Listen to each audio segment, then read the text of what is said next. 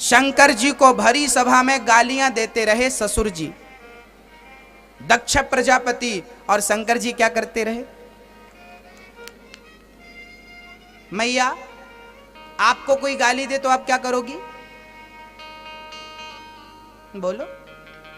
ऐसे हंस दोगी जैसे यहां हंस रही हो? नहीं हंसोगी ना, गुस्सा आएगा। पर शंकर जी को गुस्सा नहीं आया, क्रोध नहीं आया। शंकर जी समझ रहे थे ये मूर्ख है, तो कैसे मूर्ख के सामने मैं भी मूर्ख बन जाऊं? शंकर जी मुस्कुराते, शंकर जी को गाली देते गए ससुर जी, शंकर जी मुस्कुराते गए, मुस्कुराते गए, मुस्कुराते गए। भैया जिंदगी मिली है मुस्कुराने के लिए, प्रसन्न रहने के लिए, इसलिए प्रसन्न रहा करो। शंकर जी सिखाते हैं कि ससुर ने गाली दी फिर भी मैं प्रसन्न था, और आपके अपने गाली देते हैं तो आपका मुंह बन जाता है। बुरा मत मानो किसी की बात का। जब आपको कोई गाली दे तो ये समझ लो कि इसकी बुद्धि बिगड़ गई है, और विनाश काले विपरीत बुद्धि, इसके विनाश का समय नजदीक है। मैं अपना जीवन क्यों बर्बाद करूं? इसका जवाब दे करके जवाब भगवान देगा। याद रखना, सारे काम आप मत किया करो, कुछ भगवान के भरोसे छोड़ा करो। आपने मुझे गाली दी, मैं भी आपको दिया हिसाब बराबर, लेकिन आपने मुझे गाली दी और मैं चुप रह गया तो केस भगवान की अदालत में पहुंच गया। और जब उसकी अदालत में पहुंचता है ना, तो हिसाब किताब वो करता है। जब तुझसे ना सुलझे तेरे उलझे हुए धंधे, तो भगवान के इंसाफ पे छोड़ दे ऐ बंदे। वही तेरी मुश्किल आसान करेगा, जो तू ना कर सका वो भगवान करेगा। जो निर्णय हम नहीं कर पाते वो निर्णय परमात्मा करता है, इसीलिए आप छोड़ दो, आप टेंशन मत लो। जो परमात्मा करेगा अच्छा करेगा, उसके भरोसे छोड़ दो, भूल जाओ। किसी ने आपको गाली दी, शंकर जी भूल गए ससुर जी की गाली को, लेकिन यहां बात खत्म नहीं भई। ससुर जी श्राप दे दिए, आज से तुझे यज्ञ में भाग नहीं मिलेगा। यहां बैठा बैठा मुस्कुरा रहा।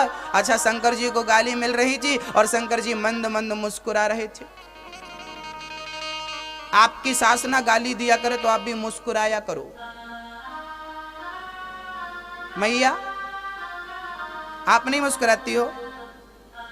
हाँ, मुस्कुराया करो। सास गाली देना तो बहू को मुस्कुराना चाहिए, बहू गाली दे तो सास को मुस्कुराना चाहिए। गाली के बदले गाली नहीं देना चाहिए। क्यों? क्योंकि बताओ, आपको कुत्ता काटता है तो क्या आप भी कुत्ते को काटते हो? नहीं ना, इंजेक्शन लगा के अपना इलाज कर लेते हो। भाई कुत्ते ने हमें काटा और हम भी कुत्ते को काटेंगे तो कुत्ते में और हम में अंतर क्या रहेगा? आपको किसी ने गाली दी और आपने भी गाली दे दी तो उसमें और आप में अंतर क्या रहेगा? इसलिए अंतर बना के रखो, थोड़ा अंतर बना के रखो, उसके जैसे मत हो जाओ, है ना। और मैं तो कहा करता हूं कि मेरी बहनों को ना एक पुड़िया रखना चाहिए। हाँ, बहुत काम की ये पुड़िया है, मैं हर कथा में बांटता रहता हूं। ये पुड़िया हमारी बहनें लेती भी हैं। महाराज जी कौन सी पुड़िया? एक बहू आ गई मेरे पास, गुरुजी मेरी सास बहुत गाली देती है, कोई दवाई दे दो। गुरुजी सास बहुत गाली देती है, कोई दवाई दे दो। मैंने उसको कागज की एक पुड़िया बनाई और पुड़िया बनाकर उसको दिया। मैंने कहा जब तेरी सास गाली देना तो इसको अपनी दोनों दाढ़ों के बीच में यहां दबा लिया कर। बोली ठीक है। उसने पुड़िया ले जा करके रख ली और जब सास गाली देने लगी तो पुड़िया अपने मुंह में दबा लिया। सास ने 1 घंटे तक नॉन स्टॉप प्रवचन दिए। बहू पुड़िया दबाने में इतनी बिजी थी कि कुछ बोल ना सकी। सास को लगा कि आज मैं अकेली भौंकी, ये क्यों नहीं भौंकी?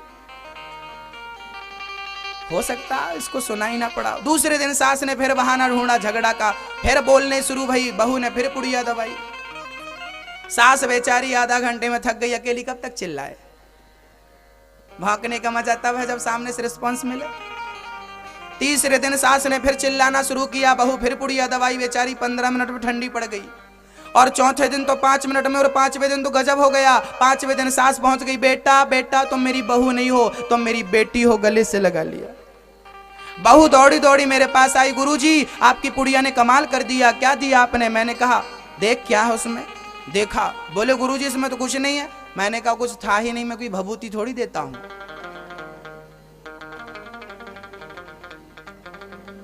तो बोली गुरुजी मेरी सास मां कैसे बन गई? मैंने कहा मेरी बहन इस पुड़िया के कारण तेरी सास मां नहीं बनी। मैं तुझसे कहता कि सास गाली दे और तू चुप रहना, तेरे से चुप रहना आता नहीं है, इसलिए मैंने काम दे दिया कि चल पुड़िया दबा। सास गाली देती गई और तू चुपचाप सुनती गई, सुनती गई, सुनती गई, तो परिणाम ये हुआ कि सास को आगे बढ़कर के तुझे गले से लगाना पड़ा। देख, सास गाली देती गई और तू चुपचाप सहती गई, तो सास के अंदर परिवर्तन हो गया कि नहीं? याद रखना, संसार को परिवर्तित कर देना ही आपकी महानता है, आपका बड़प्पन है। संसार को बदल देना, स्थिति परिस्थिति को बदल देना, सोच को, विचारधारा को बदल देना आपकी महानता। मत दीजिए गाली, चुपचाप रहिए, सुन लीजिए, बर्दाश्त करिए, गाली सहन कर लीजिए, महान बन जाएंगे आप।